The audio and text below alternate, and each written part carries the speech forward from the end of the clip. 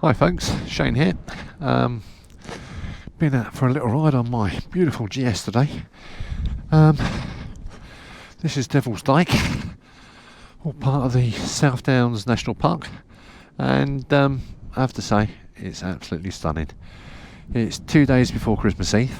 Temperature's about, let's have a look, 10.5 degrees I think, and what a cracking day to be out on your bike, especially a beautiful one such as this.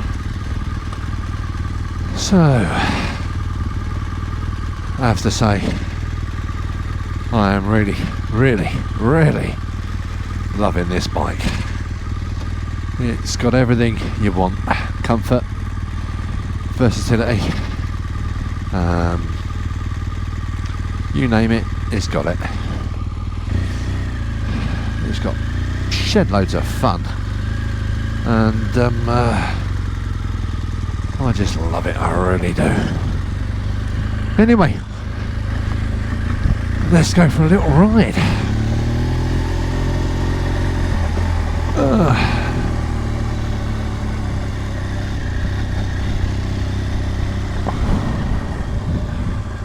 Cracking little pub here, Devils Dyke. Absolutely heaving during the summer months, both during the day, at weekends and in the evenings. Get a beautiful sunset over there towards the west, and it really is stunning. You also get a lot of paragliders leaping off the side of the hill during the summer. Absolutely stunning, as I say. So, the South Downs National Park, I believe it runs from, I think, just this side of Eastbourne, which would be the westerly side, and I believe it runs all the way to Winchester. Been used for centuries by pilgrims going to and from cathedrals and places of holy worship, and of traders, of course. And there was a recent documentary about the South Downs Way, which, as I live on the foot of them, I found really interesting. So yeah, if you're ever down south and you fancy a nice little ride, this is Devils Dyke, and it's got some cracking scenery around here.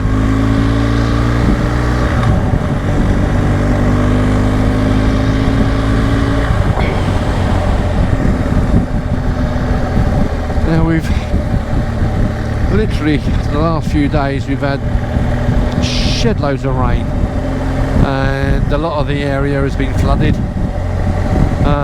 In fact, as you can see, the road the road now is flooded across here. Let's take it nice and steady, as A, I don't want to get soaked, and B, I don't really want a little incident where I'm going to get soaking wet. As you can see, the BM is great for picking your legs up and resting your legs on the barrels and cylinder heads. Well done Germany, or well done BMW, should I say. Absolutely stunning part of the world. So, like I was saying, cracking day, great opportunity and a great excuse to get out on the bike. I've got my RST jacket back now from RST. It's the Pro Series jacket, and they all come with a 3-year guarantee. That's the Pro Series stuff. And a couple of weeks ago, my outer zip, the weld came away, so I took it back to the place where I bought it from, J&S in Upfield, and the guy there, spot on, so well done Aidan. He said no problem, we'll send it back. If they can fix it, they will. If not, you'll get a nice credit note for a new coat. So you can't say fairer than that, can you? And they've done a cracking repair. In fact, they've gone above and beyond and replaced the Velcro on the collar as well, which I wasn't aware was iffy, but they done it for me. So RST and JNS, big thumbs up. YouTube. I've recently started following a guy called Stefan Mayer. He runs a channel called Moto Travel UK, and I think he's got just over 1,000, maybe 2,000 followers. But he rides a 2007 GS 1200 or 1150 or whatever it was back then, and he does a lot of what's the word I can use here, touring, you know, how-tos, bits of kit, you know, and what I like about this fella is he's very honest with his reviews. For example, he was reviewing a tank bag, which looks ideal, and it's ideal for him, but he was saying if you're a bit prissy about your bike, i.e. you want it to look good, you know, you don't want your paintwork damaged through straps and everything else, this isn't the bag for you. So a lot of respect for the man, because I don't know whether the manufacturer of the bag gave it to him or whatever, but he was very open and honest about the shortcomings, shall we say, of the bag. I'm looking at getting a tank bag for this because I'm going away a couple of times next year, and I shall need some extra carrying capacity, and the BMW one, the Motorrad one, is bloody expensive. It really is. I think it's 270 quid.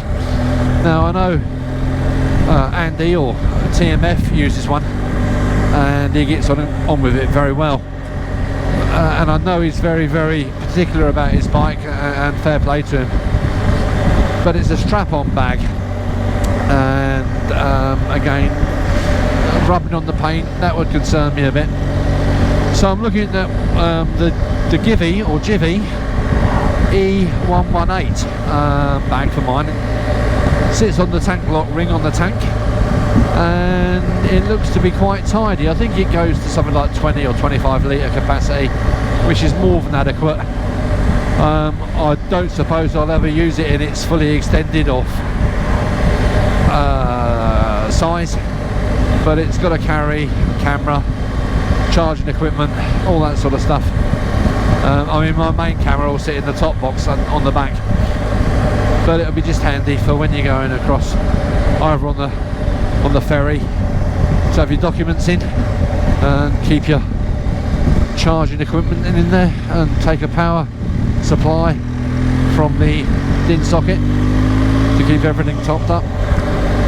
So if anybody's got any suggestions other than the Givy, please shout it out. Another thing I'm looking at is a dry bag, and I'm looking at the Oxford one. I think it's 60 litre, and I think they work out about 60 quid. It's a roll top, you put it on the back seat, and that's another possibility. I think they're about 60 quid, which again isn't a lot of money in the grand scheme of things. So watch this space. I will obviously show you when I get it and do a small review. So yeah. Now I can hear some of you saying to yourselves right now, is Shane still loving the GS, and would he have another RT? Well, I was asked that question the other day by, I think, one of my subscribers, a gentleman called Stags, and yes, I love the GS. It really is. It's on another level. Such a cracking machine to ride, but that's not taking anything away from the RT. I had the last of the air-cooled, or the oil-cooled one, should I say, the 90-year edition, and I loved it. But the GS is a completely different bike, obviously. You haven't got all the weather protection that the RT offered, but what you do have is 100% more fun factor with it. It's a lot easier to manoeuvre.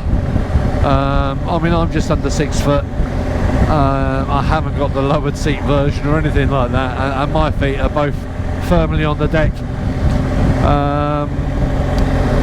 It's just brilliant. I mean, I've got the Vario panniers on it rather than the aluminium boxes, and I do like the Vario panniers, I'll be honest with you. The aluminium boxes I had on my Tiger, they were great, don't get me wrong, but with the Varios you can collapse them down when you're not using them for touring, but you still need to carry stuff, so your profile isn't, shall we say, the size of a Fiat 500.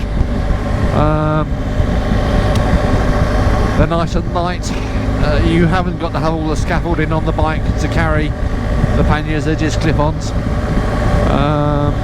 Yeah, but going back between the differences in the two bikes, the liquid cooled engine is fantastic. I've ridden both this 1200 and the 1250, and the 1250 I have to say is better again.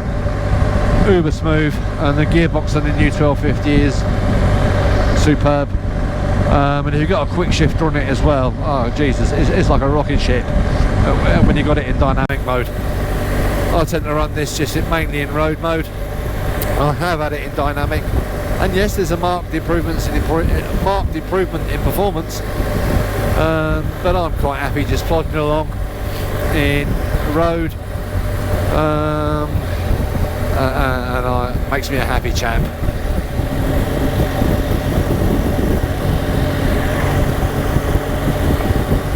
One of the beauties of having cruise control is you can just press the button and clean your lens without losing speed.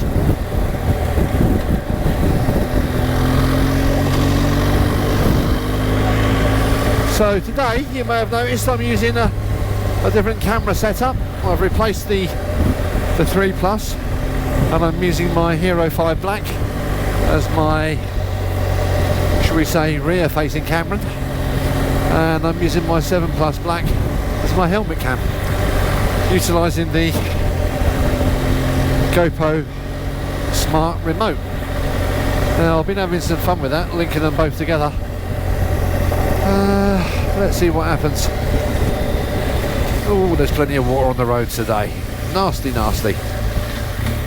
As I say, we've had all this blinking rain, and even though it's not rained today, all the water still draining down from the downs, the South Downs, is still filling the fields.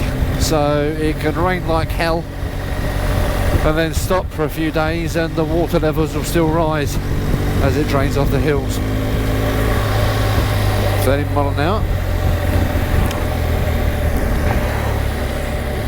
Another good thing with the Navi 6, and I believe the Navi 5, is that if you are going a wee bit fast, where it shows your speed, it comes up as red. And another good thing about these sat navs is you can press the button, the whiz wheel on the left here, and there you see 29 miles an hour and a 30. And if you want more information, you whiz it around a bit more. So I'm doing 31 now, tut tut, back down to 30, and I've got a range of 204 miles. Turn it again, and you've got even more information. Turn it again, and you get all the information under the sun. So I know they're expensive, and they may not be best nav systems in the world, but it's good enough for me. And another thing I can do with this is it links to my phone, which a lot of sat navs do now, but I can bring up all sorts of information, not just live traffic data, but I can bring up a weather radar, which is useful. So if you've got a few miles to go, or you're a bit stuck for somewhere to go and you're making your mind up, do I go north, south, east or west, look at the traffic radar, and you can see what's going on. If it looks like it's chucking it down with rain towards the west, you go east. Simples. So folks, that's the end of my video for today. Thanks as always for coming along to watch. If you haven't done so already, please do consider hitting the subscribe button and the notification bell, so you'll be notified when I upload the next video. But most importantly, have a super Christmas, and a fantastic 2020. Take care, bye for now.